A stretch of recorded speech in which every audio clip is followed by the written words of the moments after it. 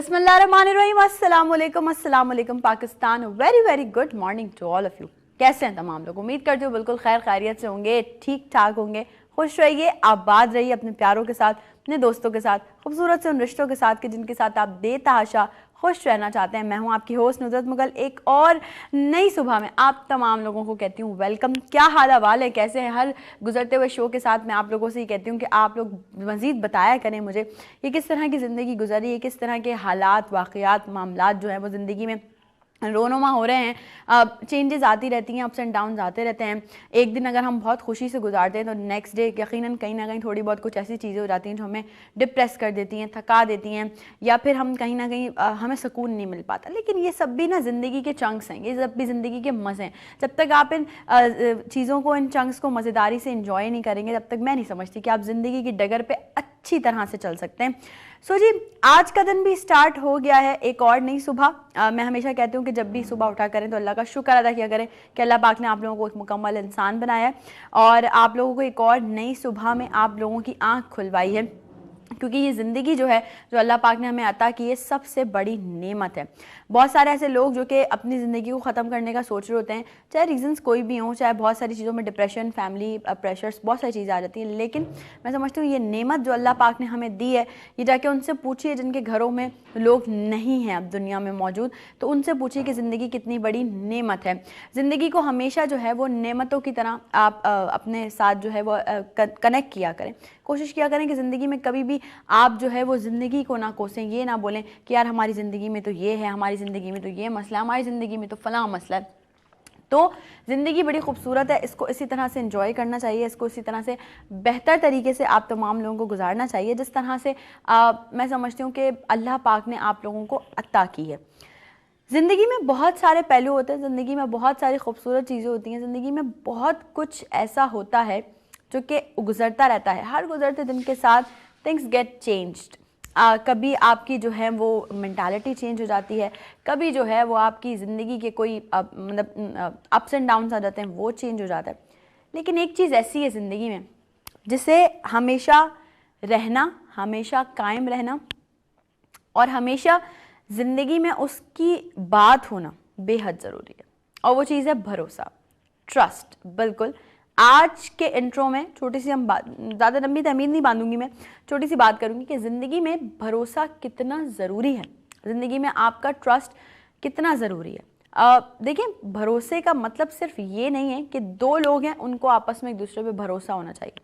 सबसे पहला भरोसा तो हमें जो होना चाहिए वो होना चाहिए अल्लाह पाक की ज़ात पे। जो मैं हमेशा कहती हूँ कि अल्लाह पे आप लोगों को तवक्कल होना चाहिए। आप लोगों को इस बात का अंदाज़ा होना चाहिए कि हमारी ज़िंदगी में उतार चढ़ाव आते रहेंगे, लेकिन उनको हल कौन करेगा? बेशक एक ही ज़ात है, अल्लाह सुब्हान ताला, वो करेंगे हल। और उनकी ज़ात पे तवक्कल होना आपको बड़ा ज़रूरी है। तवक्कल, भरोसा, ये आपको ज़िंदगी की उन ऊंचाइयों पे ले जाएगा कि जिनका आपने कभी सोचा भी नहीं होगा। सेकंड, आपकी ज़िंदगी में जो रिश्ते शामिल हैं उनमें भरोसा होना बहुत ज़रूरी है। देखिए, ब्लाइंड ट्रस्ट जिसे हम कहते हैं, आजकल बड़े लोग, हम भी कभी कभार, मैं भी लगा लेती हूँ स्टेटस वगैरह, कभी कभी लोग भी लगा रहे होते हैं, मैं पढ़ रही होती हूँ उनका कि यार किसी पे भी अंधा एतमाद नहीं करना चाहिए। लोग आपकी आंखें खोल देते हैं, लोग आपका भरोसा तोड़ देते हैं। यकीनन वो लोग सही कहते हैं। हमारे अपने लोग, हमारे अपनी फ्रेटर्निटी के लोग, हमारे अपने रिश्तेदार, हमारी अपनी फैमिली इवन दो समहाउ ऐसे हो जाता है कि हमें लगता है कि यार ये हमने गलती कर दी भरोसा करके। लेकिन भरोसा होना बहुत ज़रूरी है, चाहे वो रिश्ते हों, चाहे वो वर्क प्लेस हो, चाहे वो ज़िंदगी की कोई भी डगर हो, आपका भरोसा होना बहुत ज़रूरी है। देखिए, अल्लाह पाक पे तवक्कल करने के बाद सबसे पहले जो लोग होते हैं वो होते हैं आपके वालिदैन। उसके बाद आपको उन पर भरोसा होना बहुत ज़रूरी है और वालिदैन को बच्चों पे भरोसा होना बहुत ज़रूरी है। फिर आपकी ज़िंदगी थोड़ा सा आगे एक स्टेप लेती है, आप अपनी एजुकेशन के दौर में जाते हैं, वहाँ आपको नए दोस्त मिलते हैं, तो दोस्तों का भी आप पे भरोसा होना बहुत ज़रूरी है और आपका भी दोस्तों पे भरोसा होना बहुत ज़रूरी है। मैंने बहुत कुछ लिखा है आज के टॉपिक के हवाले से, मतलब हम अगर बात की जाए भरोसे की तो उस पर मैंने बहुत कुछ लिखा है जो मैं आप लोगों के साथ यकीनन शेयर करूँगी। और ये मैं समझती हूँ हम कितनी भी बात कर लें इस पर कि भरोसा आपकी ज़िंदगी में किस तरह से असरअंदाज होता है, भरोसा, आपका ट्रस्ट बिल्डअप होना बहुत ज़रूरी है, आपकी ज़िंदगी में ट्रस्ट होना बहुत ज़रूरी है। तो मैं समझती हूँ कि कुछ गलतियां हैं हमारी ज़िंदगी में ऐसी जो कि हम कर जाते हैं, भले दानिस्ता तौर पे कर जाएं, भले नादानिस्ता तौर पे कर जाएं, लेकिन वो कर जाते हैं और वो गलतियां आपकी ज़िंदगी में भरोसे को कमज़ोर कर देती, जो एक दूसरे पे आपका भरोसा होता है ना उसको कमज़ोर कर देती हैं। अगर हम ये समझ लें कि हम अपने ताल्लुकात में भरोसा कर भी रहे हैं या सिर्फ एक्सपेक्टेशंस ही लगा के बैठे हुए हैं, तो ये दो चीज़ें, देयर आर टू थिंग्स, इनमें हमें कंपैरिजन करना बड़ा ज़रूरी है कि क्या जो लोग हमारे साथ जुड़े हुए हैं हम उन पे भरोसा कर रहे हैं या हमने उनसे एक्सपेक्टेशंस लगा ली हैं। एक्सपेक्टेशंस इज़ समथिंग डिफरेंट और भरोसा करना इज़ समथिंग डिफरेंट। भरोसा आपको ज़िंदगी के चैलेंजेस से भी लड़ने में बड़ी मदद करता है। आपकी ज़िंदगी में कोई चैलेंज आ गया, आपकी ज़िंदगी में कोई मुश्किल आ गई एंड यू आर लाइक कि आपने सोचा कि देखें मुझे अपने पे भरोसा है, मुझे उस पाकज़ात पे भरोसा है, मुझे अपनी किस्मत पे भरोसा है, मुझे अपने नसीब पे भरोसा है, मैं ये फेज़ जो है वो ओवरकम कर जाऊंगी या मैं ये फेज़ जो है वो ओवरकम कर जाऊंगा, तो यकीनन फिर आपको वो फेज़ ओवरकम करने से कोई नहीं रोक सकता। जब आपकी अपनी ज़ात पे आपका भरोसा हो, जब अल्लाह की ज़ात पे आपका भरोसा हो, जब आपकी ज़िंदगी में आने वाले चैलेंजेस से निपटने की जो हिम्मत है उस हिम्मत पे आपका भरोसा हो, तो फिर आपकी ज़िंदगी को कोई भी किसी भी तौर मसले मसाइल कहीं भी नहीं कर सकता। अच्छा, मैंने बताया, मैंने आप लोगों से बात की कि वालिदैन का भी भरोसा होना बहुत ज़रूरी है बच्चों पे, और बच्चों का भी भरोसा होना बहुत ज़रूरी है वालिदैन पे। खालिस और झूठी दोस्ती, इसका मवाजना करना आपकी ज़िंदगी में बड़ा ज़रूरी है कि आपकी ज़िंदगी में जो लोग शामिल हैं वो आपके साथ मुखलिस हैं, मुखलिस दोस्ती निभा रहे हैं, भरोसा कर रहे हैं या नहीं कर रहे हैं, या झूठी दोस्ती निभा रहे हैं, यानी कि फॉर अ टाइम बिंग आपके साथ हैं। ये मवाजना करना बड़ा ज़रूरी है। अब आ जाते हैं उस तरफ जो हमारी ज़िंदगी का एक बड़ा इंपॉर्टेंट दौर होता है, जो होता है जी शादी। शादी में भी आपका आपके पार्टनर पे भरोसा होना बहुत ज़रूरी है, एक दूसरे पे अंधा एतमाद होना बहुत ज़रूरी है कि यार नहीं, अगर कोई आपको 10 बातें अपने पार्टनर के बारे में कह भी रहा है तो आप बोलें कि नहीं मुझे भरोसा है कि वो ऐसे नहीं है, या वो मतलब मेल बोले कि मुझे भरोसा है कि मेरी बीवी ऐसी नहीं है। और यकीनन फिर अगर आपका पार्टनर आप पे भरोसा कर रहा है तो आपको उस भरोसे को कायम और दायम भी रखना है, वो आपका ही फ़र्ज़ है, ठीक है। अच्छा, ये सारी चीज़ों से हट के ये तो हो गए हमारे फैमिली टॉपिक्स। हमने ना अपने मुआशरे पे भी भरोसा करना बहुत ज़रूरी है, मुआशरती ताल्लुकात पे भरोसा करना बहुत ज़रूरी है। हमें बड़ा मैं समझती हूँ कि भरोसे की कमज़ोरी है हमारे पास कि हम मीडिया पे चीज़ें बहुत सारी देख रहे होते हैं, भरोसा नहीं कर रहे होते, और जहाँ भरोसा कर भी लेते हैं वहाँ पे बड़े और मसले मसाइल जो हैं वो चीज़ें हो जाती हैं।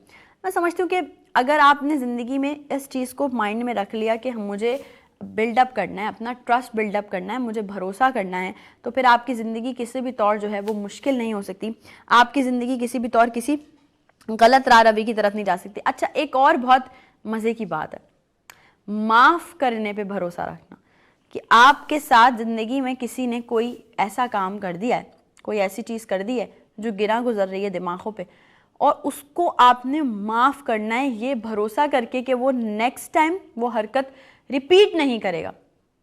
ये बहुत बड़ी बात है, बड़े ज़र्फ़ का मुजाहरा करना पड़ता है, दरगुजर करना पड़ता है, बड़ी चीज़ों को जो है वो गुस्से के घूंट पीने पड़ते हैं। लेकिन अगेन जो मैं बात कह रही हूँ उसी बात पे हम कंटिन्यू रखेंगे कि भरोसा करके आपने माफ़ कर दिया कि अगला बंदा अपनी गलती को दोबारा रिपीट नहीं करेगा, अगला बंदा जो है वो आपका भरोसा हमेशा कायम रखेगा। अगर आप भरोसा नहीं करेंगे ना, अगर आप कश्मकश में मुब्तला रहेंगे तो यकीनन कहीं ना कहीं आप जहनी दबाव का शिकार रहेंगे, और वो जहनी दबाव आपको मज़ीद किसी न किसी बीमारी, हेल्थ इशूज़ की तरफ ले जाएगा। इसका मेजर रीज़न यही होगा कि आपने भरोसा नहीं किया, आपने अपने दिमाग को इतनी इजाज़त नहीं दी, आपने अपने ब्रेन को वो सिग्नल नहीं दिया ट्रस्ट बिल्डअप करने वाला, और आप चले गए जहनी डिप्रेशन की तरफ, जहनी दबाव की तरफ। भरोसा बहुत ज़रूरी है और भरोसे को कायम रखना भी बहुत ज़रूरी है। लोग हमेशा से कहते हैं, और ये बिल्कुल सही बात है, कि अगर आपकी ज़िंदगी में बहुत सारी चीज़ें जो हैं वो हो जाती हैं, मतलब चीज़ें ऐसी कुछ रोनुमा हो जाती हैं, वो कभी भी ख़त्म नहीं हो सकती अगर आपने किसी इंसान का भरोसा तोड़ दिया है। जैसे आप हम इसकी एग्जांपल देते हैं कि आप एक टिश्यू पेपर लें, बड़ा स्लीक स्मूथ टिश्यू पेपर होता है, आप उसको हाथ में लें, ऐसे पूरा स्क्रंच कर दें, पूरा उसको जो है वो मैश कर दें। मैश करने के बाद आप उसको जब दोबारा खोलेंगे ना तो उस पर सिलवटें आ जाएंगी, वो कभी भी दोबारा से उस तरह से प्रॉपर टिश्यू पेपर की शेप में नहीं आ सकता। रीज़न यही है, ट्रस्ट इसी को कहते हैं कि आपका एक बार अगर भरोसा टूट जाए या एक बार भरोसा उठ जाए तो दोबारा से वो उस तरह बिल्डअप नहीं हो सकता। लेकिन अभी भी दुनिया में बहुत सारे ऐसे लोग मौजूद हैं, अभी भी दुनिया में बहुत सारे ऐसी चीज़ें मौजूद हैं जो कि आपको भरोसा करने पे आमादा कर सकती हैं, आपको भरोसा करने का एहसास दिला सकती हैं, आपको ये बता सकती हैं कि आप ज़िंदगी में भरोसा कर सकते हैं। ब्रेक पे चलते हैं। ब्रेक से वापस आने के बाद आज बड़े स्पेशल से गेस्ट हमारे पास मौजूद होंगे। बड़ा मज़ेदार सा आज का शो हमारा चलने वाला है। आप तमाम लोगों ने इसी तरह से नई सुबह के साथ रहना है, कहीं मत जाइएगा। Will be right back after the short break.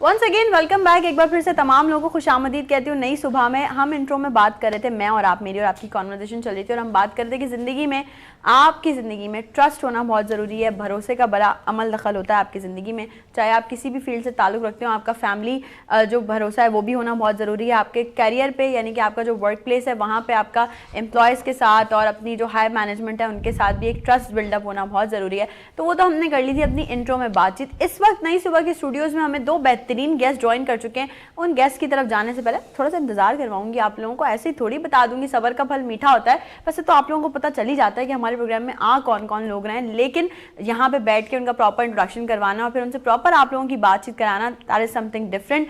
बात की जाए, अगर मैंने कल भी बात की थी, मैं आज भी बात करूँ कि आप लोग डेली देख रहे होते हैं मुझे खूबसूरत से प्यारे प्यारे से कलर्स में, कुछ डिफरेंट वेरिएशंस के साथ। तो ये बहुत प्यारे प्यारे से ड्रेसेस हैं जो कि मेरी बहुत ही प्यारी बहन है शिजा, वो मुझे प्रोवाइड करती हैं अकॉर्डिंग टू माई थीम के मुझे किस तरह के कपड़े पहनना पसंद है, मैं कौन से कलर कॉम्बिनेशंस की तरफ जाती हूँ, वो मुझे कस्टमाइज करके देती हैं और मैं आप लोगों के सामने आती हूँ। तो जो उनका ब्रांड है शिजा ब्रांड के नाम से आप तमाम लोग भी चाहते हैं अगर कि आपके वार्डरोब में भी इस तरह के अच्छे अच्छे प्यारे प्यारे खूबसूरत कलरफुल ड्रेसेस का एडिशन हो तो आप भी शिजा से ज़रूर ऑर्डर कीजिएगा। बहुत अच्छे ड्रेसेस डिज़ाइन करती हैं और ट्रेडिशनल ड्रेसेस जो हैं, यानी कि जो हमारे देसी ड्रेसेस जिसे हम कहें, इन शॉर्ट आजकल वैसी शादियों का सीज़न है, आप लोगों को पता है कि शादियों की भरमार हुई हुई है। किसी के भाई की शादी, किसी की बहन की शादी, किसी के चाचा के बेटे की शादी, किसी मतलब बहुत सारी शादी, किसी की अपनी शादियाँ भी हैं। तो भाई इस तरह के ड्रेसेस अगर आपने अपने लिए भी ऑर्डर करने हैं तो आप शिजा से ऑर्डर कर सकती हैं। ओके, मेरी प्यारी प्यारी बहनें जो देख रही हैं इस वक्त, मुझे ये उनके लिए था। अच्छा, और जो भाई देख रहे हैं ना, भाई वो भी अपनी बेगमात के लिए कर दो यार ऑर्डर, वरना फिर उनको गिला ही रहता है कि हमारे जो हस्बैंड्स हैं वो हमारे लिए कुछ ऑर्डर नहीं करते, कुछ शॉपिंग नहीं करते। नहीं, ऐसा नहीं है, करते होंगे, ज़रूर करते होंगे। चलते हैं, प्रोग्राम को आगे बढ़ाते हैं। आज नई सुबह के स्टूडियोज़ में, जैसे कि आपको पता है कि पहले भी बहुत बार ऐसा हो चुका है कि हमने एक ये जो बैरियर है इसको ख़त्म किया है कि जी वीनस एंटरटेनमेंट जो है ये एक प्लेटफॉर्म है, ये एक आप तमाम लोगों का अपना शो है। नई सुबह वीनस एंटरटेनमेंट आप लोगों का अपना चैनल है, आप लोग हमें देखते हैं, अप्रिशिएट भी करते हैं। तो हम कहते हैं यार, किसी भी फ्रेटर्निटी से ताल्लुक हो आपका, किसी भी लैंग्वेज से ताल्लुक हो आपका, किसी भी मीडिया से ताल्लुक हो आपका, आर्टिस्ट है ना आप, हमारे लिए रिस्पेक्टिव है, हमारे लिए जो है वो हम काबिल एहतराम है। तो जैसा आपने देखा पहले भी हमारे प्रीवियस शोज़ में भी बहुत सारे ऐसे आर्टिस्ट जिन्होंने हमें ज्वाइन किया था जिनका ताल्लुक हमारे सिंधी मीडियम से था, सिंधी मीडिया से था, जो कि एक बड़ा वास्ट मीडिया है। मैं खुद भी एक बड़ा मेजर पार्ट हूँ अभी तक स्टिल नाउ सिंधी मीडिया का। जो रिस्पेक्ट, जो प्यार वहाँ से हमें मिलता है यकीनन वो हम बिल्कुल भी लफ्ज़ों में बयान नहीं कर सकते। तो आज भी हमें on my right hand side, मैं इंट्रोडक्शन सबसे पहले करवाऊंगी, एक ऐसी पर्सनैलिटी ने ज्वाइन किया जिनका फेस बहुत फेमिलियर है आप लोगों से।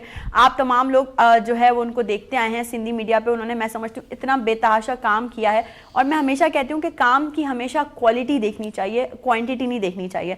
कम काम किया जाए, अच्छा काम किया जाए और वो काम किया जाए जो लोग आपको याद रखें और अच्छे अल्फाज में याद रखें। मेरे साथ इस वक्त नई सुबह के स्टूडियो में मौजूद है। मैं उन्हें एक्टर बोलूँ, मॉडल बोलूँ, नॉवलिस्ट बोलूँ, व्लॉगर बोलूँ, इंजीनियर, भाई इलेक्ट्रिकल इंजीनियर भी हैं वो, इस वक्त कनाडा में अपनी सर्विसेज दे रहे हैं और बहुत सारी उनसे आज मैंने बातें करनी है। डिफरेंट मीडियम्स को लेके वो अपने साथ चल रहे हैं। इस वक्त नई सुबह के स्टूडियो में मुझे ज्वाइन किया है आफ्ताब रहीमान ने। अस्सलाम वालेकुम। वालेकुम अस्सलाम। वेलकम टू नई सुबह, कैसे हैं? Thank you so much. अल्हम्दुलिल्लाह, आप सुनाएं कैसे हैं? मैं बिल्कुल ठीक ठाक and so good to see you in my show. Thank you so much. बहुत सारी बातें करनी है मैंने आपसे, there are so many questions, लेकिन पहले चलते हैं लेफ्ट हैंड साइड पे। आपको पता है आज थर्सडे है और हम हमेशा से कोशिश करते हैं कि थर्सडे थोड़ा सा हम एंटरटेनमेंट सॉर्ट पे जाएं, यानी कि जो एक्टर्स हैं, जो मॉडल्स हैं, जो हमारे एंटरटेनमेंट से ताल्लुक रखने वाले लोग हैं, उन्हें इन्वाइट किया जाए। तो जब यहाँ पर एक एक्टर, मॉडल और कहीं ना कहीं मैं समझती हूँ गाने का भी शौक होगा इनको, पूछेंगे हम तो थोड़ी देर में बाद में, लेकिन ऐसा हो तो म्यूजिक ना हो ये नहीं हो सकता। एक बहुत अच्छे सिंगर प्लस गिटारिस्ट मैं उनको कहूँगी, बहुत अच्छी वोकल है उनकी, कुछ डिफरेंट टोन्स होती हैं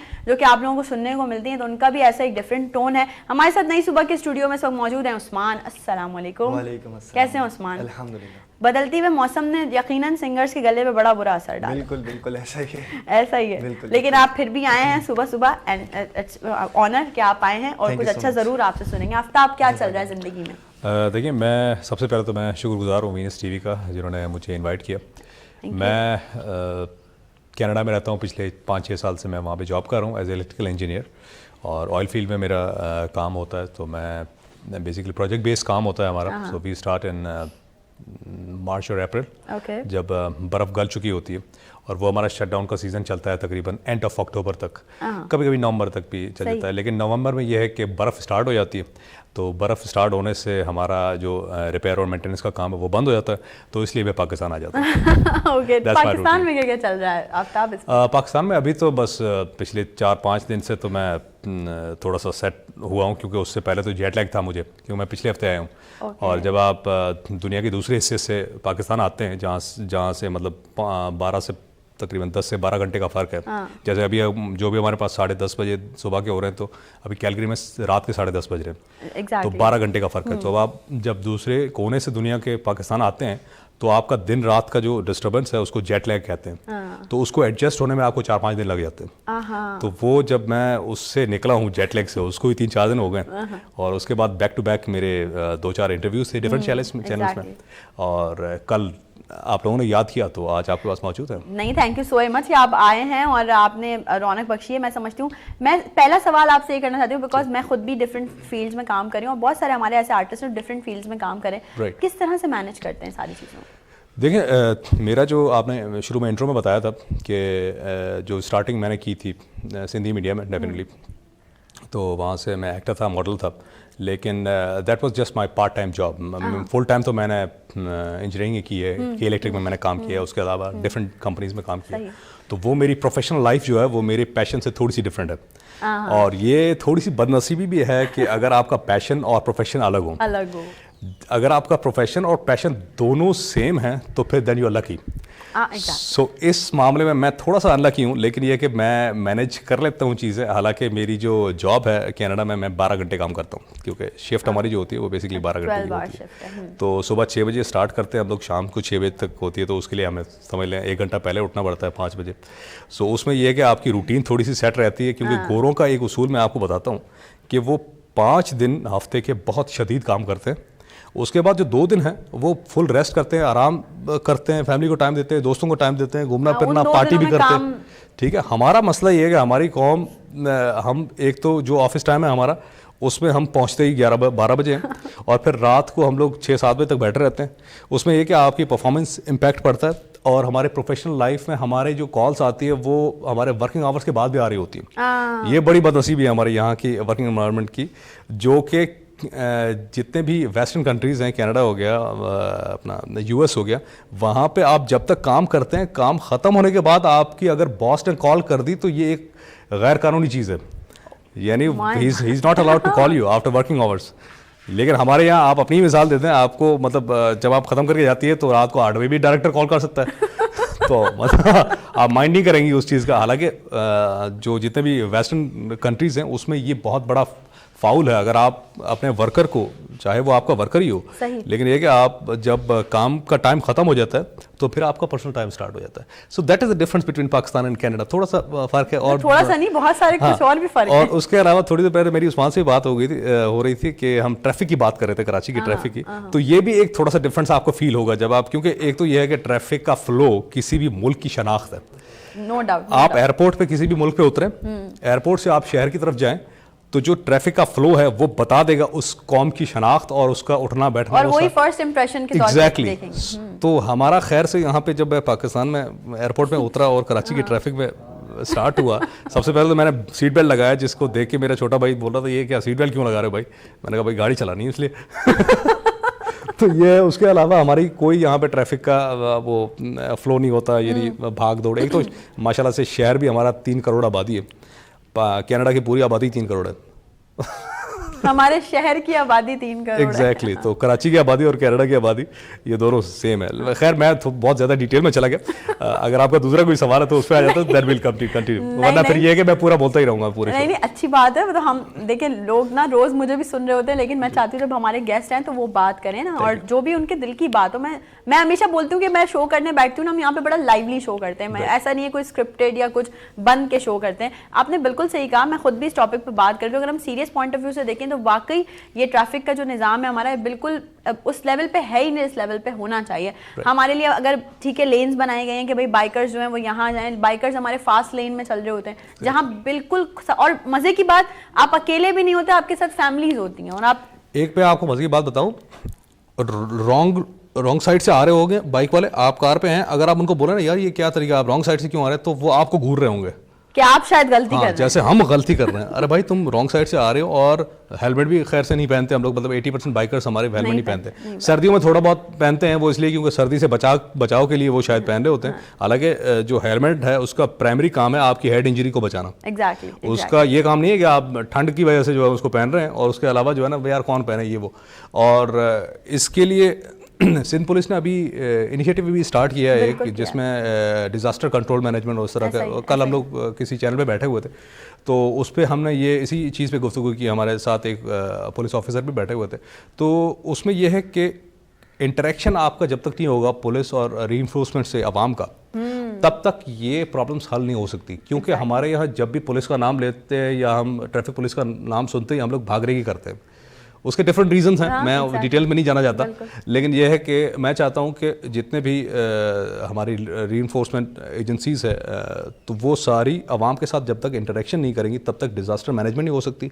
एक्सीडेंट हमारे देखें आप कितने हो रहे होते हैं, और उसका रीज़न यही है कि हमारे लोग जो है उनको ट्रैफिक के कानून की पासदारी का नहीं पता। Exactly. आपको आइडिया नहीं है कि आप बगैर हेलमेट के 3-3 लोग, अभी मैं पिछले हफ्ते की मिसाल दी, कल हमें हमारे एक ऑफिसर हैं उन्होंने बताया कि यहाँ पे धाबेजी के आसपास और क्यामाड़ी पे 2 एक्सीडेंट हुए हैं जहाँ पे 3-3 लड़के एक बाइक पे बैठे होते और हेड ऑन कोलिजन हुई है उनकी, और उसमें से 4 लड़के एक्सपायर हो गए। अब हेड ऑन कोलिजन का मसला ये है कि जब आपस में जो भी गाड़ी आपस में लगती है, हेड ऑन का मतलब है कि डायरेक्टली स्ट्रेट आपस में, तो उसकी स्पीड डबल हो जाती है। जैसे अगर 50 किलोमीटर एक ही स्पीड है, दूसरी भी 50 है, तो वो जो इम्पैक्ट है वो 100 किलोमीटर पर आवर से लगेंगे आपस में। तो आप अब तसव्वुर करेंगे वो कितना शदीद एक्सीडेंट होगा। और ऊपर से हमारे नौजवान जो है वो हेलमेट भी नहीं पहनते और व्हीलिंग कर रहे होते हैं, ये बहुत सारी चीज़ें। तो बेसिकली गवर्नमेंट को भी सोचना चाहिए और हमारे शहरी जो है उनको भी गवर्नमेंट का साथ देना चाहिए। बिल्कुल साथ देना चाहिए। और आप लोग दीजिए हमारा छोटा सा एक साथ, हम एक छोटी सी ब्रेक पे जा रहे हैं, और आप लोगों को पता है ये कौन सा ब्रेक होता है, ये होता है जी टी ब्रेक। हम टी ब्रेक पे जा रहे हैं, यूं गए यूं वापस आए। Will be right back after the short break.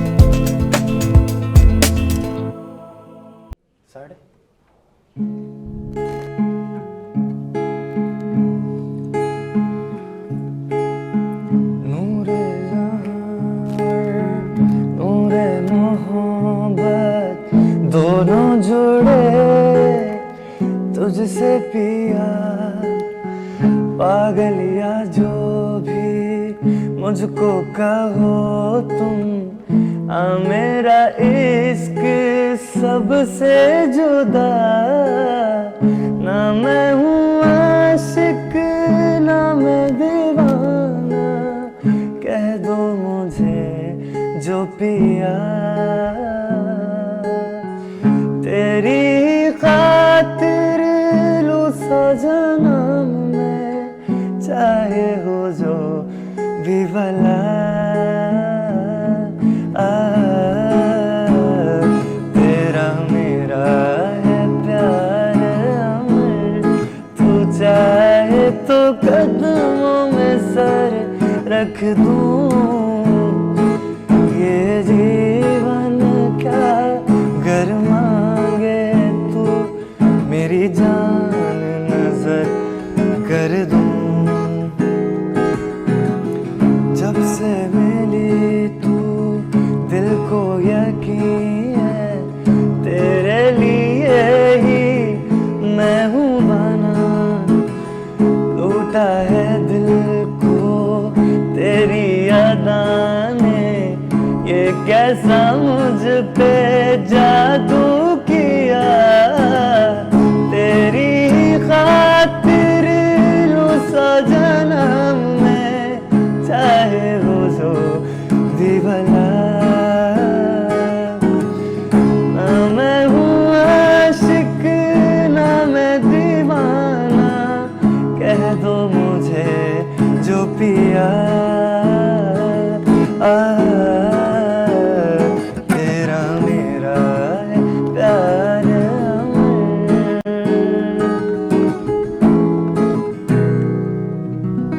क्या बात है, very well done, very well, क्या बात है। एक तमाम लोगों को दोबारा से खुशामदीद। और मैंने कहा कि जैसे टी ब्रेक पे हम गए थे तो वापस आए तो म्यूजिक से आए, चाय के साथ साथ म्यूजिक होना भी बहुत ज़रूरी है। चाय, मौसीकी और तुम, आहा क्या बात है, वाह वाह, मज़ा ही आ जाए। और उस्मान अच्छी, अब बहुत अच्छी वहाँ से मैंने आपको कॉम्प्लीमेंट दे चुकी हूँ, पहले भी बता चुकी हूँ आपको डिफरेंट इवेंट्स में कि भाई आपकी वोकल टोन बहुत अच्छी है। और मतलब सिमट के गाना, थोड़ा सा अपने आप को कंट्रोल करके गाना, ये बड़ा मुश्किल काम होता है। चीखना चिल्लाना तो सब कर लेते हैं। मैं बहुत फ्रीक्वेंटली ये बात बोलती हूँ एंड यू गाइस नो कि मैं बहुत दिल से बोल देती हूँ कि चीखना चिल्लाना सब कर लेते हैं, बट इतना ठहर के गाना, ठहराव के साथ गाना, it's a very different thing. साहब शौक है गाने का आपको? Basically performing, as a performing artist vocal आपका जो है प्रैक्टिस करते रहते हैं, तो उसमें हल्का फुल्का कभी गुनगुना लिया। लेकिन ये कि मेरा पर्सनली ये है कि मैं ना ही गाऊँ तो बेहतर है। उसका रीज़न ये है कि मेरा जो आवाज़ उसमें बहुत ज़्यादा बेस है, तो वो डायलॉग्स के लिए अच्छी है लेकिन गाने के लिए इतनी फीजिबल नहीं। कभी कभी खरज वाले गाने भी होते हैं, आप गा सकते हैं, बिल्कुल कर सकते हैं, वैसे ट्राई कर सकते हैं, लेकिन मैंने किया नहीं इस तरह का गाने। अच्छा, अगर आपके सामने मैं एक बाउल रखूं, उसमें मैं डिफरेंट चिट्स डालूं, like is electrical engineer, actor, novelist और मॉडल, तो आप कौन सी चिट पिक करेंगे फेवरेट वन कि ये मैं मुझे बहुत पसंद है? आई थिंक एक्टिंग नंबर 1 है, उसके बाद इंजीनियरिंग डेफिनेटली, क्योंकि इंजीनियरिंग जो है वो मैंने अपने शौक से ही की थी। लेकिन हमारे यहाँ थोड़ी सी एक, मैं आपको डिफरेंट चीज़ बताऊँ कि हमारी बदनसीबी कहें हमारे समाज की, हमारी सोसाइटी की, वो ये है कि अगर आप मैट्रिक में आपका बच्चा पहुँचता है तो फिर वो या तो आप उसको इंजीनियर बनाएंगे या डॉक्टर बनाएंगे। तीसरी, अगर उसने कोई गिटार उठा लिया आसमान की तरफ तो कहेंगे बेटा ये तो स्पॉइल्ड है, बंदा जो है ये किसी काम का नहीं है। हालांकि ऐसा नहीं है। दुनिया में प्रोफेशंस जो हैं वो सिर्फ डॉक्टरी और इंजीनियरिंग नहीं है। म्यूजिशियन बनना भी एक बहुत बड़ा प्रोफेशन है, एक्टिंग भी एक प्रोफेशन है, सिंगिंग, एक्टिंग, मॉडलिंग, ये सारे प्रोफेशंस हैं। बिल्कुल ऐसा है। लेकिन ये हमारी सोसाइटी का अभी तो खैर थोड़ी सी चेंजिंग आ रही है, लेकिन मैं अपने दौर की बात कर रहा हूँ, आज से कोई 10-15 साल पहले जब मैंने मैट्रिक किया था, तो ये है कि थोड़ी सी एक फैमिली की तरफ से भी प्रेशर था। हाँ। अब डॉक्टरी, बायोलॉजी तो मुझे शुरू से नहीं पसंद थी। अच्छा। तो इसलिए मैंने कहा कि जब 2 गड्ढे हैं तो इसमें थोड़ा सा छोटा गड्ढा उसमें बंदा गिर जाए तो बेहतर है। तो छोटा गड्ढा मुझे जो है वो इंजीनियरिंग फील हुई। मैं आपको 2 मिनट के लिए इंटरप्ट करूंगी। हमारे एक रेगुलर कॉलर हैं, वो हमारे साथ हैं, तो उनकी कॉल रिसीव करते हैं, देखते हैं क्या कहना चाहेंगे। जवार हुसैन साहब हैं जी सरगोदा से। अस्सलाम वालेकुम। अस्सलाम वालेकुम। वालेकुम सलाम। जवार साहब कैसे हैं? जी अल्हम्दुलिल्लाह अल्हम्दुलिल्लाह, खैर खैरियत। क्या कहना चाहेंगे आज के शो के हवाले से? बस शो देख के खुश हो जाते हैं हम तो। बहुत शुक्रिया, थैंक यू सो मच। जी, तो जो आपके जो मेहमान बैठे हैं ये अमेरिका से आए हैं? कनाडा से बिलोंग करते हैं। अच्छा, कनाडा से हैं। अस्सलाम वालेकुम सर। सर आपको सलाम कह रहे हैं। वालेकुम अस्सलाम, कैसे हैं आप? ठीक ठाक अल्हम्दुलिल्लाह, खैर खैरियत। आप बताएं जी, खैर खैरियत है? सरगोदा से। आवाज बहुत यहाँ पे मुझे कम आ रही थोड़ी सी मैं चाहूंगी। हेलो। जी हाँ, अब बोले। हाँ जी, क्या हाल है? ठीक है जी। अल्लाह का शुक्र जी, आप सुनाए कैसे हैं? ठीक ठाक? बस मुझे तो एक छोटा सा सवाल करना था आपसे जी जी, गो अहेड, बोलिए। कि पाकिस्तान आके कैसा महसूस करते हैं और यहाँ से वहाँ पहुँच के क्या महसूस करते हैं? हाय हाय। ठीक है जवाहर साहब, आपका सवाल आ गया हम तक। अभी आपको शो में बिल्कुल आप देखते रहिएगा शो। आफ्ताब अभी आपके सवाल का जवाब देंगे। बहुत शुक्रिया कॉल करने का, अपना बहुत सारा ख्याल रखिएगा जी। पाकिस्तान आपके पाकिस्तान आके कैसा महसूस करते हैं और यहाँ से वहाँ जाके कैसा महसूस करते हैं? देखिए, जो ये विंटर का सीज़न है ना, ये सर्दियाँ तो मुझे पाकिस्तान में गुजारने का बहुत मज़ा आता है। हाँ। उसका रीज़न ये है कि हमारे यहाँ जो कराची की स्पेशल बात करें तो यहाँ पे टेम्परेचर होता है 10-12 डिग्री सेंटीग्रेड। और सुबह इवन मैं आपको अपनी मिसाल दूँ तो मैं जब पार्क में रनिंग करने जाता हूँ तो उस पर मुझे शॉर्ट्स पहने होते हैं, टी शर्ट पहनी होती है, और मैं वाहिद बंदा होता है जिसने शॉर्ट्स पहने होते हैं सर्दी विंटर्स में। हाँ, क्योंकि 10 और 12 डिग्री सेंटीग्रेड मेरे लिए बहुत प्लेजेंट है। वो बहुत खूबसूरत मौसम है मेरे लिए। कनाडा में ये है कि आजकल चल रहा है -15, -20, -25 तक जा रहा है, तो वो मेरे लिए बहुत अजाब है। हालांकि हमारे जो कोमरी में टेम्परेचर होता है वो होता है -4, -5। हाँ। तो हमारी जो आवाम है कराची से, स्पेशली हम लोग जितने भी हैं, हमारी तो हालत ख़राब हो जाती है -5 में। जैसे अभी -5 क्या, अगर वैसे ही नॉर्मल एग्जैक्टली हाँ, तो ये है कि जैसे सुबह उस्मान को जो है कपकपी हो रही थी 10 डिग्री पे, ठीक है बिल्कुल। तो हाँ, इस तरह 10-12 डिग्री भी हमारे लिए, क्योंकि कराची है, हम कराची में ना ज़्यादा गर्मी पड़ती है ना सर्दी पड़ती है, लेकिन गर्मियों में भी हमारे मौसम ठीक ठाक रहता है। अगर आप इंटीरियर की बात करें तो बहुत बेहतर रहता है। तो पाकिस्तान में ये है कि सर्दियाँ गुजारने का तो बहुत मज़ा आता है, इसमें कोई शक नहीं है। कराची में रहें या अपने गाँव जब मैं उमरकोट जाता हूँ तो वहाँ पे भी यूके हाँ जी, तो वहाँ पे भी बहुत मज़ा आता है। हम लोग मच कचहरी, हम लोग सिंधी में उसको बोलते हैं मच कचहरी, जो बॉन फायर जैसे हम अभी थोड़ा सा क्या बोलते हैं उसको, एक्सटेंडेड लैंग्वेज में बोलते हैं, वो मच कचहरी। मतलब ये है कि हम अगर बर्गर लैंग्वेज में बोले तो बॉन फायर कहेंगे उसको लेकिन ये है कि हम अगर जो हमारा सिंधी में ट्रेडिशनल उसका नाम है वो है मच का मतलब ये है कि बहुत सारी लकड़ियाँ आप इकट्ठी करके जलाएंगे और उसके आसपास सारे कजन्स वगैरह बैठेंगे और फिर गपशप करेंगे, तो उसको मच कचहरी बोलते हैं। तो उसमें बहुत मज़ा आता है। और बाकी गर्मियों में ये है कि थोड़ा सा मेरे लिए अब गर्मियों में पाकिस्तान में रहना मुश्किल हो गया। उसकी वजह ये है कि यहाँ पे जब टेम्परेचर मतलब +25 से 30 डिग्री सेंटीग्रेड होता है तो वो मेरे लिए बहुत मसला करता है। मतलब ऐसा है कि मैं बीमार हो जाता हूँ तकरीबन। तो उसके लिए फिर मेरे गांव में कजन्स वगैरह होते हैं, वो बोलते हैं यार इसका दिमाग ख़राब हो गया। अबे भाई मुझे गर्मी ज़्यादा लगती है यार, क्योंकि मैं 5-6 साल वहाँ रहा हूँ, तो फिर आपकी बॉडी एडजस्ट कर जाती है ना बेसिकली। तो इसलिए जो है अब मुझे सर्दी नहीं लगती इतनी। सर्दियों में मैं टी शर्ट में घूम रहा हूँ, कोई मसला नहीं है, लेकिन गर्मियों में मेरी अप्रैल के बाद हालत ख़राब हो जाती है। तो इसलिए जो है, और मैं लकी हूँ कि मेरे जो काम है वो बेसिकली स्टार्ट ही मार्च और अप्रैल में होता है, तो मैं मार्च में निकल जाता हूँ वापस कनाडा। और वहाँ पे समर होता है, बहुत खूबसूरत मौसम होता है। जैसे अभी हमारे यहाँ जो भी टेम्परेचर है ना, ये हमारी मतलब एक्सट्रीम समर है। ये कनाडा के जून जुलाई का मौसम है ये, जो अभी कराची में है, समझ रहे आप। तो इसलिए जो है वो मैं समर वाला सीज़न कनाडा में गुजार लेता हूँ, और वहाँ पे मेरी जॉब है डेफिनेटली, तो मज़ा आता है। और जब सर्दियाँ आती है तो फिर मैं पाकिस्तान वापस आ जाता हूँ। क्या बात है, जवाहर साहब को यकीनन जवाब मिलोगे। हमारे रेगुलर कॉलर हैं, बेसिकली हमेशा ही हर गेस्ट से कॉल करके कोई ना कोई जो है सवाल जवाब करते हैं। अच्छा, मैं बेसिकली ये पूछना चाह रही हूँ कि आपने माशाल्लाह से एक फेमिलियर फेस, जैसे मैंने कहा, बहुत सारा काम भी किया एज अ एक्टर भी, ये नॉवलिंग की तरफ कैसे गया? आप एज अ नॉवलिस्ट कब से काम करना शुरू किया? बेसिकली हमारे यहाँ से 165 किलोमीटर दूर है एक शहर जिसका नाम है हैदराबाद। आप सब वाकिफ़ होंगे। उसके पहलू में ही एक छोटा सा शहर है जिसका नाम है जामशोरो। बिल्कुल। जामशोरो में 4 यूनिवर्सिटीज़ हैं, अभी तो खैर 5वीं भी बन गई है। तो वहाँ पे पूरे सिंध से, मतलब हर ज़िले से लड़के आते हैं, लड़कियाँ, मतलब नौजवान आते हैं। और वहाँ पे एक ऐसा माहौल है जिसमें किताबों के साथ आपकी इंटरेक्शन बहुत ज़्यादा होती है। अच्छी, बहुत ज़रूरी है। इवन इफ़ अगर आप जैसे मेहरान यूनिवर्सिटी की बात करें, उसके अलावा सिंध यूनिवर्सिटी है, लियाकत मेडिकल कॉलेज है, सीएड है, और बिलाल मेडिकल कॉलेज भी अभी बनी है। तो वो जितने भी लड़के लड़कियाँ नौजवान पूरे सिंध से आते हैं वहाँ पे, तो किताबों से चूँकि इंटरेक्शन होती है, हालांकि आपका बेशक फील्ड टेक्निकल हो, लेकिन फिर भी आप किताब पढ़ते हैं। तो वहीं से मेरी इंटरेक्शन हुई मुख्तलिफ नावल से। मैंने अमर जलील साहब को पढ़ा है, मैंने तारिक आलम अबड़ो साहब को पढ़ा है, मुनीर अहमद माणिक हैं हमारे सिंधी बहुत अच्छे नावल निगार हैं। तो जब मैंने वो पढ़ा तो फिर मैंने क्या किया कि उसी पस मंज़र में, इट्स कैंपस नावल, इसका नाम है आऊँ माँ। तो वो कैंपस नावल है, यूनिवर्सिटी के पस मंज़र में वो लिखा गया है। और मैं आपको हैरत की बात बताऊँ कि ये सारा नावल मैंने सोशल मीडिया पे ही रखा था, सब नौजवानों का पढ़ा हुआ था। लेकिन जब मैंने इसकी किताबी महूरत करवाई, बुक इनॉग्रेशन करवाई, तो मैं हैरान रह गया कि वहाँ पे ऑडिटोरियम में 300 से ज़्यादा स्टूडेंट्स मौजूद थे। क्या बात, क्या तो ये मेरे लिए बहुत हैरानकुन बात थी।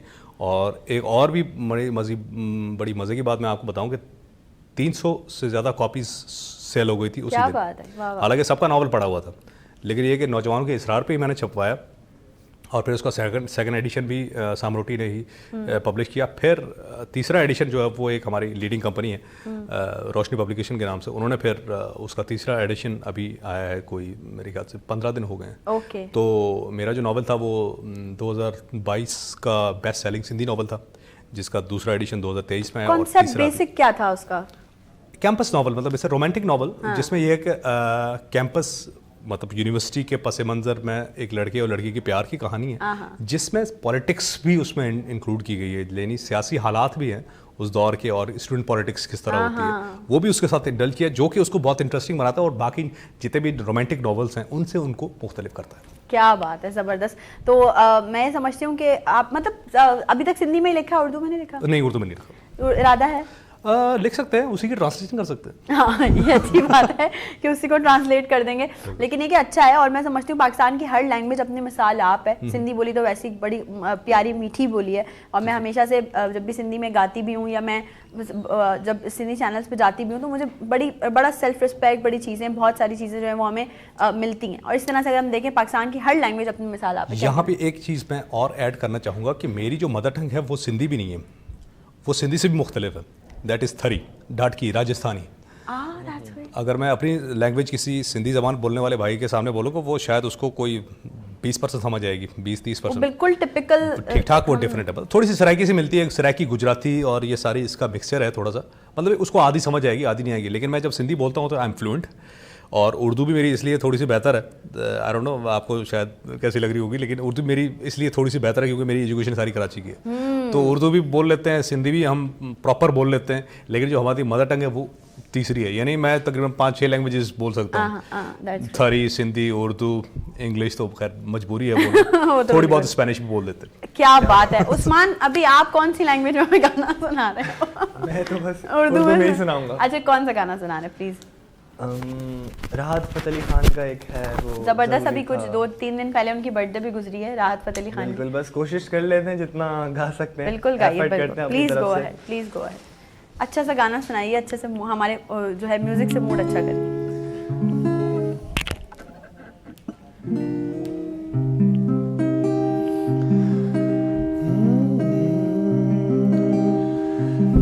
लफ्ज़ कितने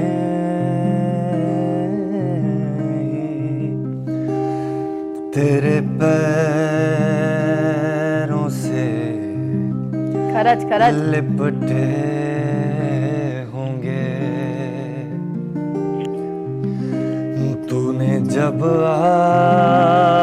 आखिरी खत मेरा जलाया होगा, तूने जब फूल किताबों से निकाले होंगे, देने वाला भी तुझे याद तो आया होगा।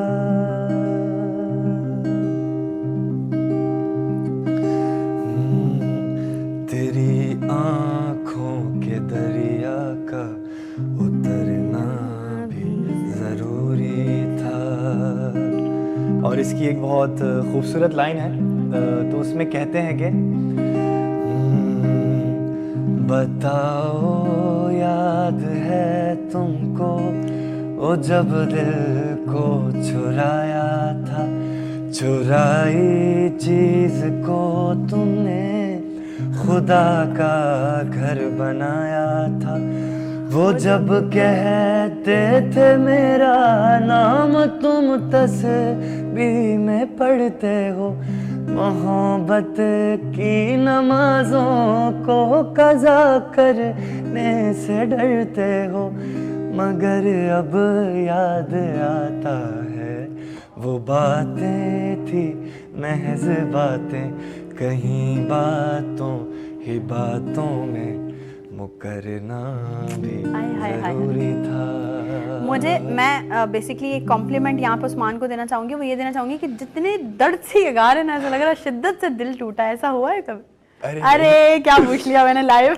नहीं मतलब अच्छा मैं उस्मान एक बात पूछती हूँ आपसे भी, आफ्ताब आपसे भी, हमारा मिसकॉन्सेप्शन क्यों ऐसा बना हुआ है लोगों का? अगर हम जैसे बीइंग अ सिंगर हमें हर गाना सुनना पड़ता है, हर गाना देखना पड़ता है, हम कोई सैड मेलोडी पसंद कर लें, सैड मेलोडी लाइक कर लें, कोई लिरिक्स ऐसी हो तो हम फौरन हमारा माइंड वहीं जाता है यार दिल टूटा होगा, कई मोहब्बत में धोखे मिले होंगे, लेकिन ऐसा बिल्कुल नहीं right, होता कभी कभी। ऐसा क्यों है, सब ऐसा क्यों सोचते हैं? हाँ, उसका रीज़न ये है कि जो बेसिकली मौसीकी है वो आपकी फीलिंग्स की अक्कासी करती है ना। हाँ। तो इसलिए आप अब जैसे उस्मान गा रहे थे तो मतलब वो आपकी बात की इतनी शिद्दत शिद्दत से गा है, रहे थे कि वो आपको फील होता है कि वाकई दिल टूटा होगा। हालांकि बेशक वो बहुत ही मेरी तरह एक फनी और जॉली टाइप आदमी होंगे हो सकता है कि उनका दिल अभी तक इंटैक्ट ही हो, नाइस, वेरी नाइस। उसमें किसी भी किस्म की दरार हो सकता है ना हो, हाँ, बिल्कुल लेकिन ऐसा ऐसा होता ओके, लेकिन सब ये है देख कि- रहे होंगे।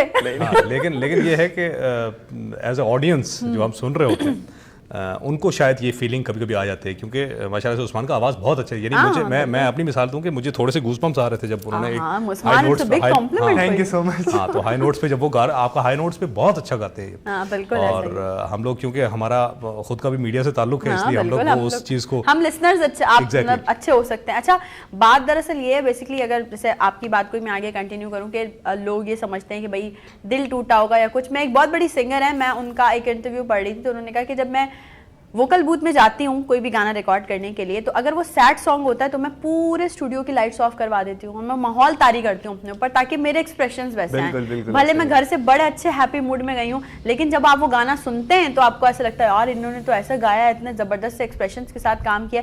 अच्छा आपने माशाल्लाह से बहुत सारे गानों में भी एज अ मॉडल काम किया जी, है, कभी कभी ऐसा हुआ है कि आपको एहसास हुआ कि यार ये जो सिंगर की आवाज़ है मुझ पर सूट नहीं कर रही? हाँ, एक दफ़ा ऐसा हुआ था, लेकिन ये है कि as a actor I think आपको एडजस्ट करना पड़ता है और आपको उस सिचुएशन में मोल्ड करना पड़ता है आपको।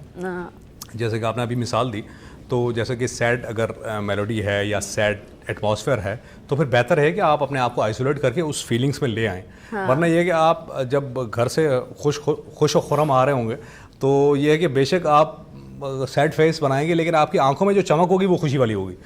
तो in order to control that आपको एक डिम लाइट में थोड़ी सी बैठ के आंखें बंद करके अपने आप को उस सिचुएशन में डालना पड़ता है ताकि आप बेहतर एक्सप्रेशन दे सकें। और ये बहुत जरूरी है। Exactly. मैं समझती हूँ। मैं आपको एक और चीज़ बताऊं कि जो थिएटर के एक्टर्स होते हैं, क्योंकि थिएटर और टीवी में थोड़ा सा एक डिफरेंस है कि टीवी में तो हमें रीटेक मिल रहा होता है ना, थिएटर कि में तो भाई हमें कुछ नहीं थिएटर में रीटेक नहीं होता, आपको बंद हो। जैसे आप लोग अभी हम लोग लाइव जा रहे हैं हाँ, तो ऐसा ही अभी मैं अगर कोई भी गलती कर दूं बोलने में तो वो रिकॉर्ड हो जाएगी, वो लाइव चली ऐसा जाएगी। ही इसी तरह जो ड्रामा रिकॉर्ड होता है उसमें ये है कि आप अगर कोई गलती भी कर दें, बेटा कट करके retake कर लिया, कट करो, exactly. रीटेक करो, कोई मसला नहीं है। तो that is the difference between TV and theatre.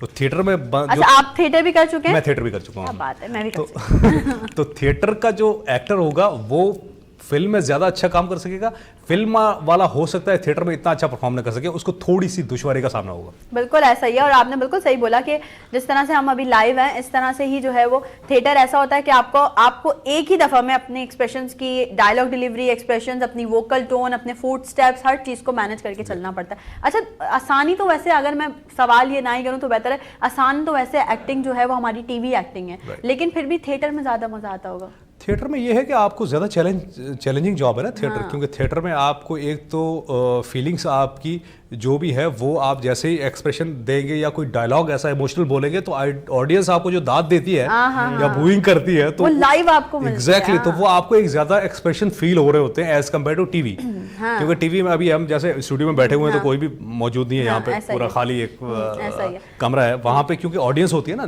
200-300 बंदा आपको देख रहा है, तो उसमें अगर आप कोई ऐसी डायलॉग बोले जिसपे आपको तालियां पड़ जाएं या कोई ऐसी जो है ना वो क्लैपिंग आ जाए या आपको बूइंग भी इवन आ जाए, कभी कभी आ जाती है, तो वो ये है कि बंदा ज़्यादा फील करता है। लेकिन ये कि at the same time theatre is more challenging. Exactly ऐसा ही। अच्छा आफ्ताब का किया हुआ अपना कोई कैरेक्टर जो आपको बहुत पसंद है? मुझे अपना ये कैरेक्टर बहुत सारे कैरेक्टर्स हैं। एक तो मेरा फेवरेट वन, हाँ, एक मेरा कैरेक्टर था जिसमें थिएटर में तो ये था कि एक फ़नी बंदे का कैरेक्टर था जो कि मौलवी था, जो कि बहुत थरकी था।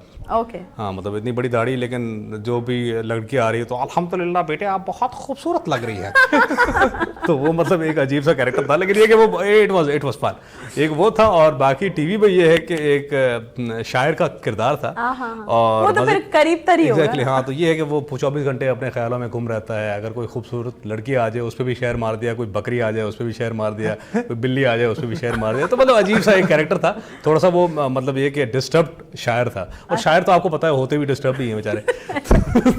तो इसलिए जो है वो एक कैरेक्टर था टीवी का जो मुझे पसंद था। और थिएटर का जो मौलवी का मैंने आपको बताया वो था। तो वो अपने मौलवी वाले की थोड़ी सी एक्टिंग करके दिखा दी, शायर वाले की भी थोड़ी सी प्लीज दिखा देना, क्या था वो? ऐसा था कि मतलब एक कैरेक्टर सिंधी में डायलॉग था कि तो ख़बर जुलेखा जरेखा मुँह तो घेरी ठुआ मुझे अंतर जो शायर जागी पियो है। ऐं जॾहिं तूं मुस्कुराईंदी आहे त ईअं लॻंदो आहे समूरी काइनात जा कुल मुंहिंजे अखियुनि जे अॻियां टिड़ी पिया हुजनि। ऐं जॾहिं तूं मुंहिंजा निहारींदी आहीं त मूंखे ईअं लॻंदो आहे त समूरी काइनात जा समुंड मुंहिंजे अखियुनि जे अॻियां अची विया हुजनि। शायराना फील जो आ रही थी। So it was something like यार that. इसके बाद ना मेरा कुछ बोलना बनता नहीं। ब्रेक पे चलते हैं, ब्रेक से वापस आते हैं, आपको दोबारा से ज्वाइन करेंगे, कहीं मत जाएगा। Will be right back after this short break.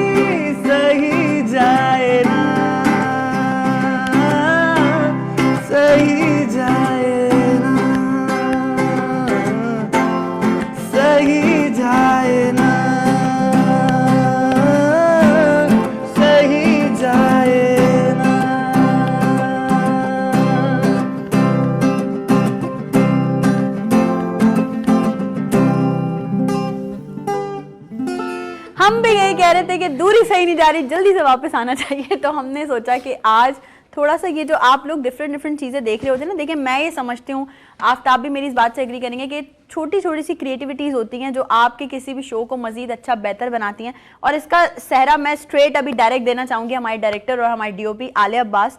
वो खुद आते हैं सेट पे, आने के बाद सारी चीज़ें सेटअप करवाते हैं। और ये एक छोटी सी वेरिएशन थी जो उन्होंने पूरा भी एक प्लान किया कि यार कुछ क्रिएटिविटी अच्छी नज़र आनी चाहिए स्क्रीन पे, तो ये सहरा उनके सर जाता है। ये छोटी छोटी सी क्रिएटिविटीज़ जो आप देखते हैं ये मेरी टीम का काम है जो वो लोग कर रहे होते हैं। तो मैं समझती हूँ कि एक बार क्लैप कर लेते हैं हमारे अब्बास के लिए। छोटी छोटी सी क्रिएटिविटीज़ आप इसी तरह से हमारे शो में जो है वो जान डालती रहती हैं। और हमने फिर एक दूसरी चीज़ ये भी सोची कि उस्मान गाते तो अच्छा है, गिटार भी अच्छा प्ले करते हैं, थोड़ी सी कैट वॉक करवा के देख लेते हैं, क्या पता आगे कहीं एज अ मॉडल यूटिलाइज कर सकें। बिल्कुल। Usman, there are so many projects. Venus entertainment के पास अभी हमारे बहुत सारे प्रोजेक्ट्स हैं, हमारी इन हाउस कुछ टेल फिल्म्स हैं जो हम बनाने जा रहे हैं, हम ड्रामास बनाने जा रहे हैं, बहुत सारी ऐसी चीज़ें। तो आप यकीनन कहीं ना कहीं हमारे साथ हैं क्योंकि अब वीनस फैमिली का हिस्सा हो गए हैं। अच्छा आफ्ताब, एक और डिफरेंट शोबा है, अब डिफरेंट क्या अभी इस वक्त का तो वो मैं समझती हूँ कि टॉप शोबा है व्लॉगिंग जो आप कर रहे हैं। तो किस टाइप की व्लॉगिंग आप कर रहे हैं? मेरा बेसिकली ज़्यादातर शौक जो है वो ट्रैवल व्लॉगिंग का है, जिसमें जैसे कि मैं क्यूबा गया था 2018 में, वहाँ पे मैंने ब्लॉग बनाया। इसी तरह मेरा फ्रांस जाना हुआ है या बार्सिलोना, तो ट्रैवल व्लॉग्स बनाता हूँ। लेकिन मैंने एक चीज़ नोट की कि जो रवायती व्लॉग्स हमारे बनते थे आज से 2-3 साल पहले, उसमें थोड़ी सी चेंजेस आ गई और आजकल एक ज़माना नया स्टार्ट हो गया है जिसको बोलते हैं मिनी व्लॉगिंग। यानी जो व्लॉग आज से 2-3 साल पहले तक बनते थे 2 के 10 से 15 मिनट के होते थे, वो आजकल लोग नहीं देख रहे। आजकल मिनी व्लॉग्स का ज़माना है, यानी आपका व्लॉग जो है वो 5 मिनट के अंदर होना चाहिए। सही। अब उस 5 मिनट में आपको शहर का इंट्रो भी देना है, आप उसमें दाखिल हुए वो भी बताना है, उस शहर की हिस्ट्री भी बतानी है, आप घूम फिर रहे हैं, मुख्तलिफ चीज़ें एक्सप्लोर कर रहे हैं, खाने फूड स्ट्रीट में जा रहे हैं, वो सारी चीज़ें आपको 5 मिनट के अंदर मैनेज करनी होती है। So that is a bit challenging. लेकिन मैंने आजकल वो स्टार्ट किया है जिसमें एक तो मेरा मिनी व्लॉग था, अभी जो मेरी डेली लाइफ रूटीन है, जो कि कनाडा की ऑयल फील्ड इंडस्ट्री में एक इंजीनियर की एक दिन की पूरी ज़िंदगी का एक दिन कैसे गुजरता है। तो वो एक दिन पे मैंने मिनी ब्लॉग बनाया जो कि मेरे चैनल आफ्ताब रहमो पे मौजूद है, आप देख सकते हैं।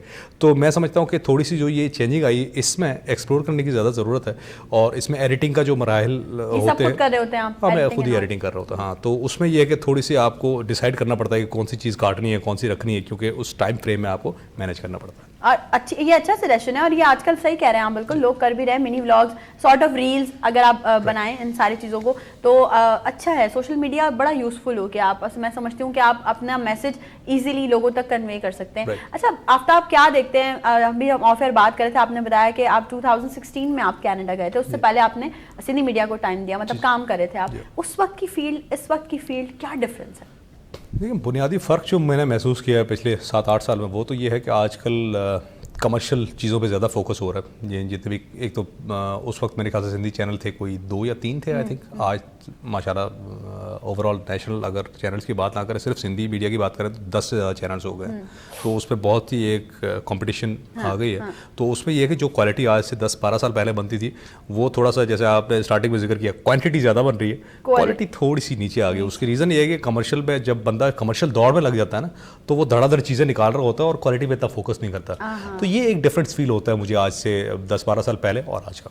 कभी डायरेक्शन की तरफ जाने का दिल नहीं हुआ? मैं शॉर्ट फिल्म्स बनाता हूँ, लेकिन यह है कि उस पर मेरे कैरेक्टर्स, एक तो मेरा अपना होता है, एक मेरे साथ एक दोस्त है, मेरा गोरा दोस्त है, वो हम बनाते हैं। तो वो शॉर्ट फिल्म्स हम खुद ही उधर, जैसे एक हमारी ट्रेनिंग थी, उस पर हमने एक हॉन्टेड हाउस के नाम से एक शॉर्ट फिल्म बनाई थी, 5-6 मिनट की थी वो।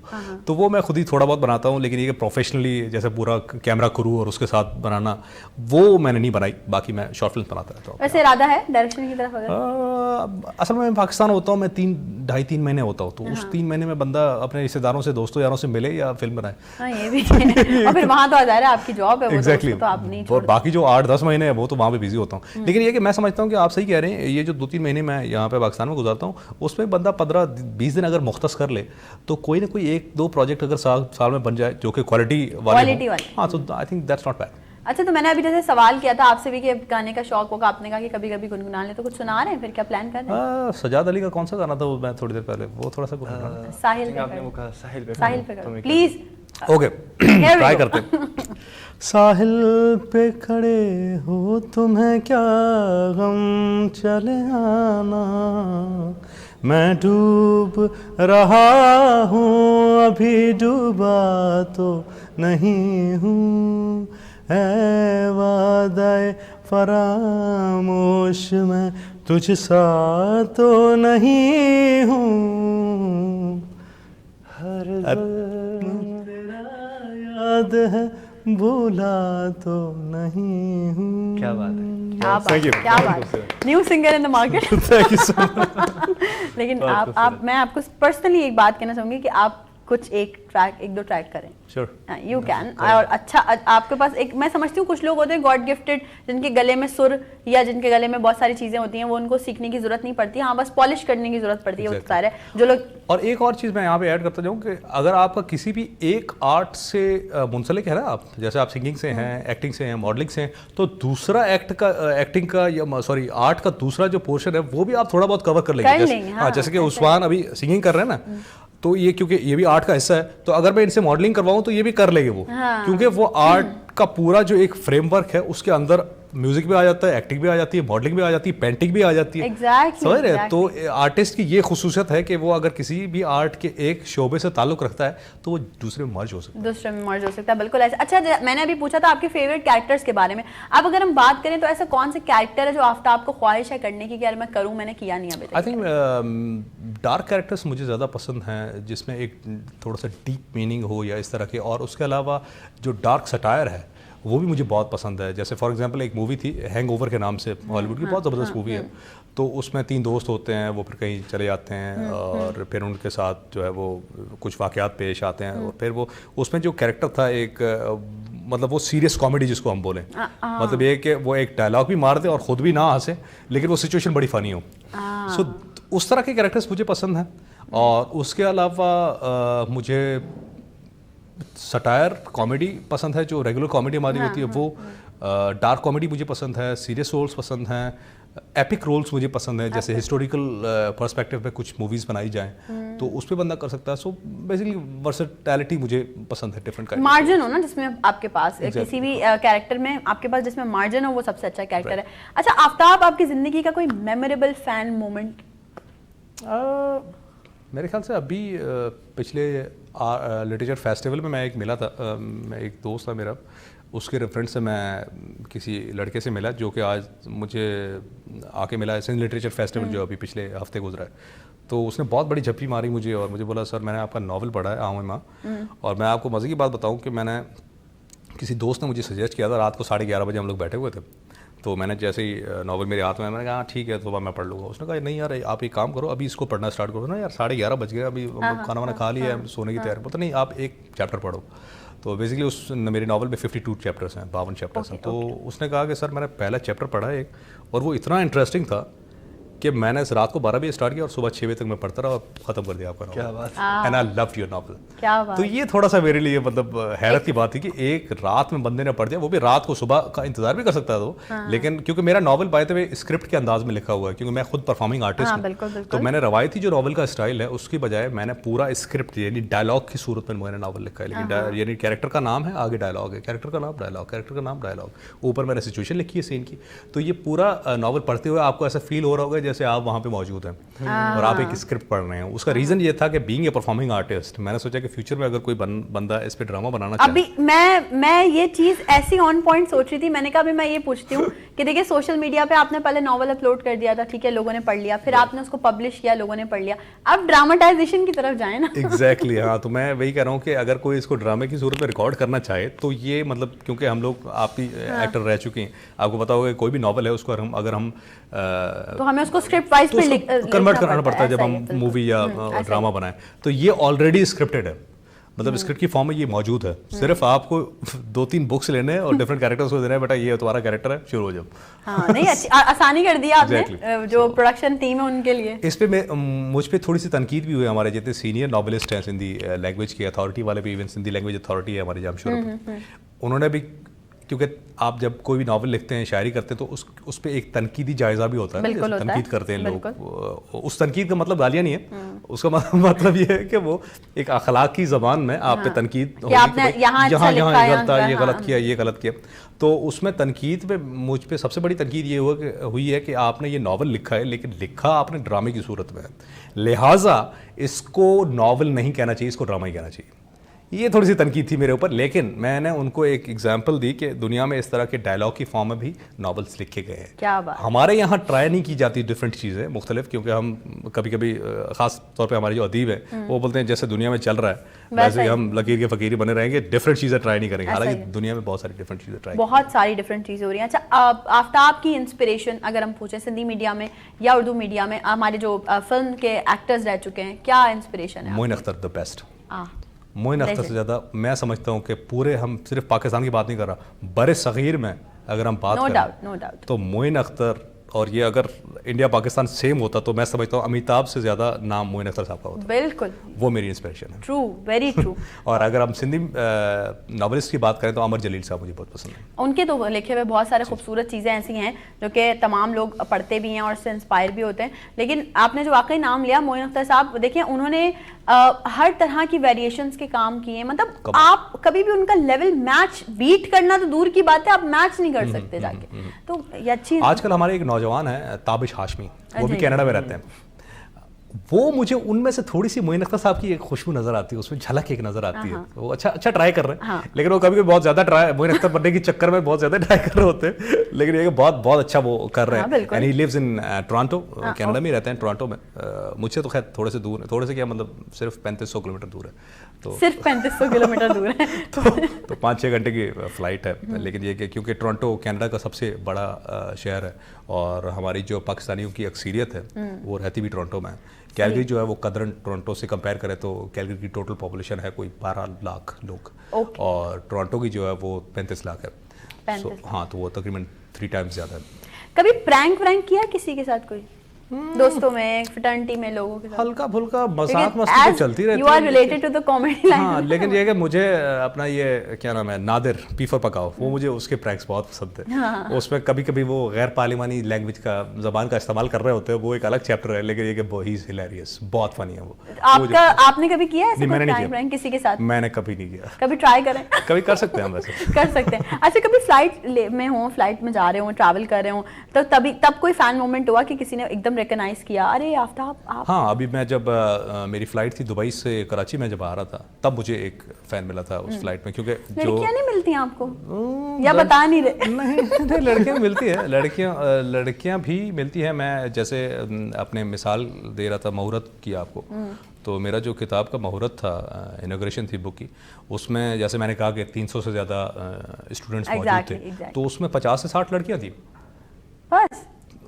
50 से 60 लड़कियां। Can you believe it? 300 में? तो 300 में से वो 50-60 लड़कियां थी, जो कि मेरे लिए हैरत की बात थी। क्योंकि मैं समझ रहा था कि 15-20 लड़कियां आएंगे, क्योंकि किताबी मुहूर्त में इतने ही लोग होते हैं। नॉर्मली जितने भी हमारे बड़े बड़े राइटर्स हैं उनकी किताब में भी इतने ही होते हैं। तो मतलब 300 स्टूडेंट्स, उसमें 50-60 लड़कियां और 250 लड़के। तो ये मुझे फील हुआ था और उन्होंने फिर मेरे बुक पे ऑटोग्राफ वगैरह लिए, तो वो एक अच्छा लगता है, अच्छी फीलिंग क्या बात है, क्या बात है, अच्छी फीलिंग आती है फैन मोमेंट में ना। Oh yeah, of course. ऐसा ही है, बिल्कुल ऐसा ही फैन मोमेंट एक हम भी करने जा रहे हैं। ब्रेक पे जा रहे हैं हम। और आप लोगों ने कहीं भी नहीं जाना, यहीं रहिएगा, बिल्कुल साथ रहिएगा। यूं जा रहे यूं वापस आ रहे। Will be right back after the short break.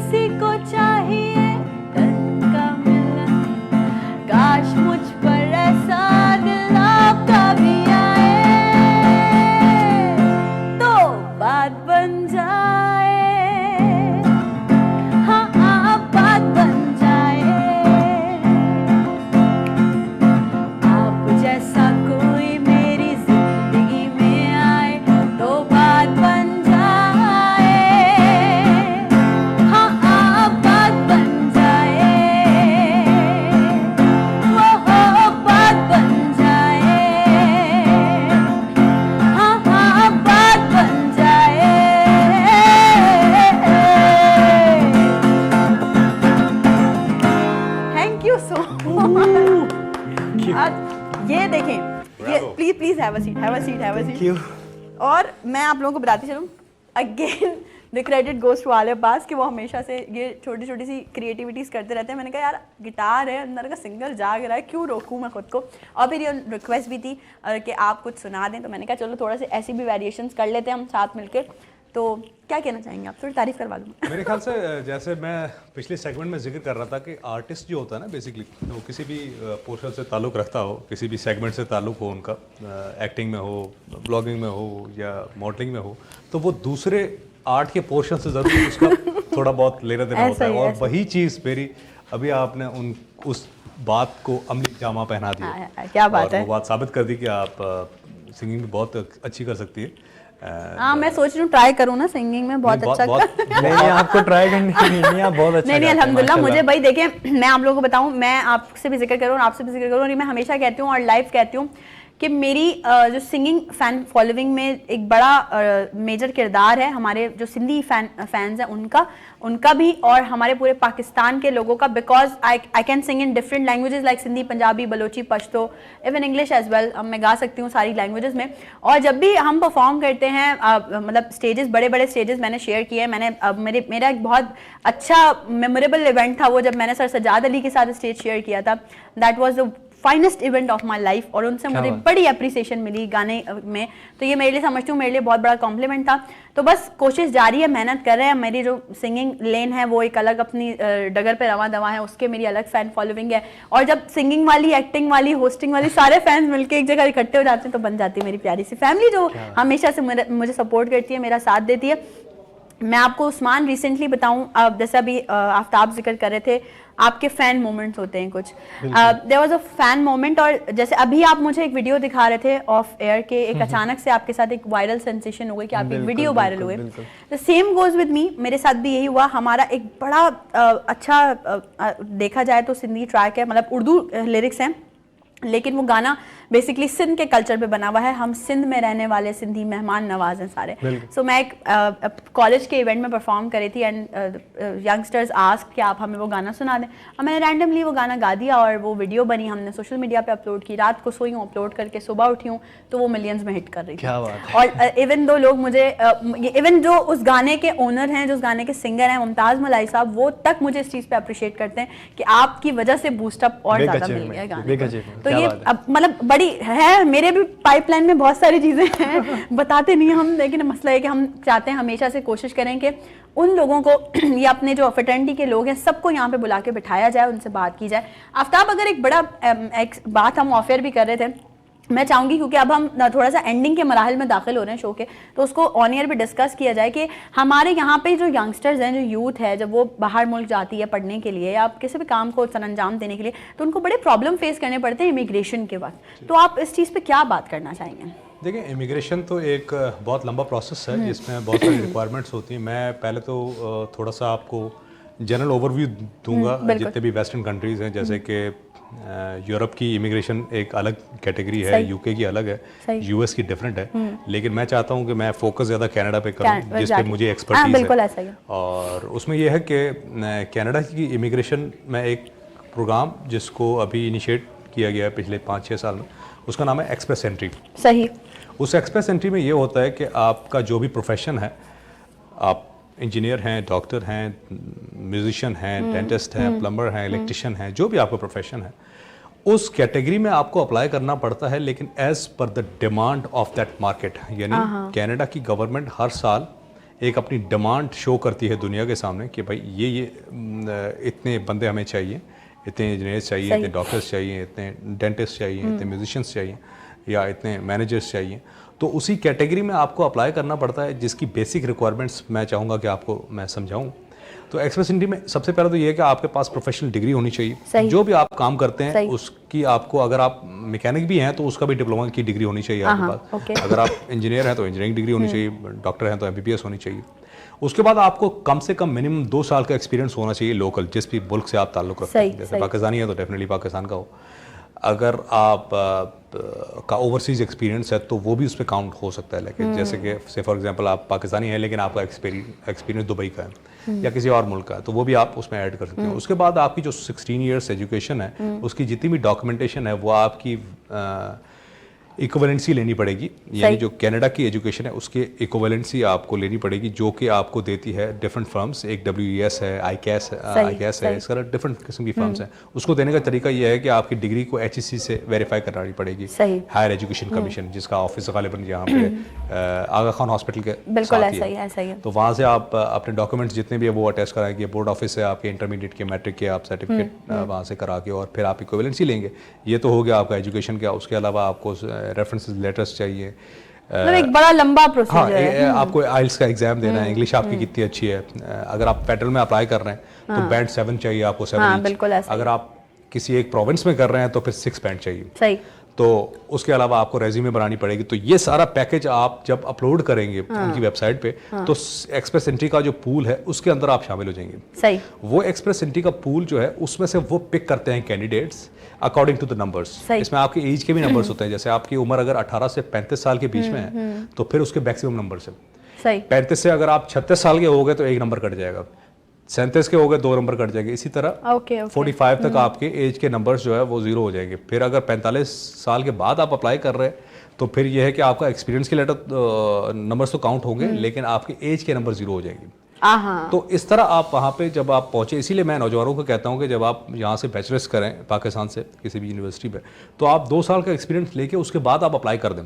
वरना ये कि जितना भी आप लेट करेंगे तो आपके वो नंबर्स कटते जाएंगे और फिर वो काउंट नहीं हो सकते। और ये मैं समझती हूँ कि बिल्कुल जाते जाते जो है वो आफ्ताब ने बहुत काम की बात आप लोगों को समझाई है, जिस पे आप लोग फोकस भी करें और इसी तरह से कोशिश करें कि आप लोग अगर जाना चाहते हैं बैरून मुल्क पढ़ने के लिए या किसी भी काम के लिए अप्लाई करना चाहते हैं तो उस तरह से प्रॉपर वे में करें। शो का टाइम बिल्कुल अपने अख्ताम को पहुंच चुका है। Aftab, thank you so much for being a part of us. बहुत अच्छा लगा आपसे कॉन्वर्सेशन करके, बहुत आई होप आपको भी मजा आएगा, आपने एंजॉय किया होगा। मैं आखिरी क्लोजिंग नोट देना चाहूँगा, 30 सेकंड्स, वो ये है कि इमिग्रेशन और एजुकेशन के लिए अगर आप स्टडी वीज़ा पे जाएं तो ये 2 मुख्तलिफ चीज़ें हैं। ये मैं थोड़ा क्लियर कर दूं कि इमिग्रेशन में तो ये है कि आपको एज ए PR आप वहाँ पे लैंड करेंगे, उसके बाद आपको सारी वहाँ पे सहूलियात मैसर होंगी जो कि एक PR की होती हैं। लेकिन अगर आप स्टडी वीज़ा पे जाना चाहते हैं तो मेरी मशवरा ये हो, मेरी सजेशन ये होगी आप सबके लिए कि आप बैचलर्स पाकिस्तान से कर दें, उसके बाद मास्टर्स के लिए बाहर अप्लाई करें, तो वो that is much better and cheaper as well. वरना एजुकेशन जो है वो कनाडा की बहुत एक्सपेंसिव है, यानी 1 साल का $20,000 आपका एक्सपेंस होगा, जो कि तकरीबन 40-45 लाख बनते हैं 1 साल के। और अगर आप 4 साल के लिए कर रहे हैं तो वो 1 करोड़ के ऊपर की कहानी है, 1 करोड़ से भी क्रॉस कर जाएगा। तो ये कि आप बैचलर्स यहाँ से कर दें, 1 साल का एक्सपीरियंस लें, उसके बाद आप मास्टर्स के लिए वहाँ पे जाएं, फिर आपको पार्शियल स्कॉलरशिप। क्या बात है, जबरदस्त है। Aftab, thank you so much इतने अच्छे सबको समझाने के लिए। उस्मान, बहुत शुक्रिया, बहुत अच्छा गाया आपने। Wish you best of luck for your future. आप तमाम लोगों का बेहद शुक्रिया कि आप लोगों ने इतना जबरदस्त सा शो हमारे साथ देखा, सुना। हमें अपने राय का इजहार जरूर कीजिएगा कि आपको शो कैसा लगा। हमारे सोशल मीडिया पे जिंदगी रही तो इंशाल्लाह कल सेम टाइमिंग्स पे दोबारा होने वाली है मेरी और आपकी मुलाकात। सुबह 10 से 12 होंगे हम लाइव, कुछ नए चेहरों के साथ, कुछ नए टॉपिक के साथ। जब तक के लिए मेरी और मेरी पूरी टीम को खासुल खास दुआ में याद रखिएगा। दीजिए इजाजत, अल्लाह हाफिज।